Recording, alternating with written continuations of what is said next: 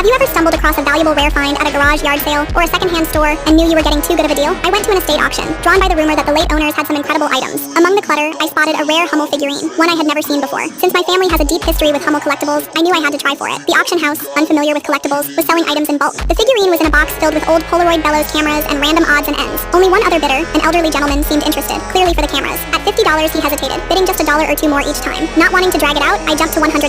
That was enough to win. As I was leaving, I saw the old man getting into his car. I asked if he still wanted the cameras, and his eyes lit up. When he asked how much I wanted for them, I handed him the box, minus the figurine, and said, "They're yours, for free." He protested, offering to pay, but I insisted. I paid $100 for the figurine. The cameras were just extras. He chuckled, shook my hand, and we exchanged numbers, agreeing to update each other on our finds. 6 months later, he called me. He'd cleaned up the cameras, kept one for his collection, and sold the rest for over $300, offering me half. I refused, just happy he had made a profit. Then I shared my own discovery. The figurine was one of only 3 in existence. The other 2 were in museums in France and Germany, making mine the only one still on the market, likely worth 6 figures. Someday, it might pay for my grandkids' college tuition.